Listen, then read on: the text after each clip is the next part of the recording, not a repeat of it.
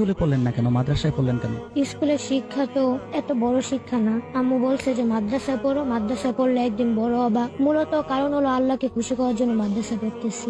স্বপ্ন কি আছে? আমার স্বপ্ন আল্লাহকে খুশি করাই, একজন হাফেজ হবো, একজন ভালো মানুষ হবো, এটাই স্বপ্ন।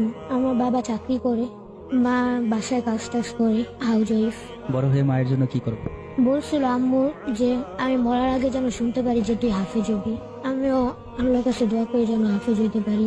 পারবা মায়ের স্বপ্নটা পূরণ করতে? মানে আল্লাহ তালার কাছে গিয়েছি, এখন আল্লাহ তালা ফিরাই দিবে না। অনেক কুরবানি করতেছি, এখন আল্লাহ তালা দিবে ইনশাল্লাহ। প্রত্যেকটি নামাজের মোনাজাতে কোন মানুষটার জন্য দোয়া করে? সবার জন্য দোয়া করি, আব্বু আম্মু দাদি নানি। বড় হয়ে মায়ের জন্য কি করবো?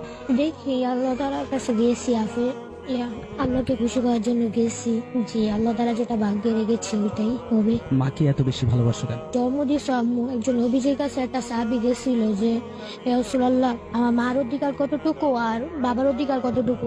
প্রথমবার জিজ্ঞেস করছে, প্রথমে আমাদের নবী মুহাম্মদ সাল্লাল্লাহু আলাইহি ওয়াসাল্লাম বলছিল মা। দ্বিতীয়বার আবার জিজ্ঞেস করছে, তখনও বলছিল মা। তৃতীয়বার আবার জিজ্ঞেস করছে, তখনও মা বলছে। চতুর্থবার জিজ্ঞেস করার পরে তিনি বাবার কথা বলছে। তাহলে মার গুণ 70 আর বাবার 23 গুণ। এজন্য দুজনের সমানভাবেই দেখি আমি। মাদ্রাসা থেকে বাসায় আসলে অনেক খুশি হয়, অনেক কিছু রান্না করে খাওয়ায়। আল্লাহ তালার উপরে এত কনফিডেন্স কেন তোমার? আমাদের সৃষ্টি করছে আল্লাহ তাআলাই, পুরো দুনিয়া সৃষ্টি করছে আল্লাহ তাআলার উপরেই অনেক ভরসা।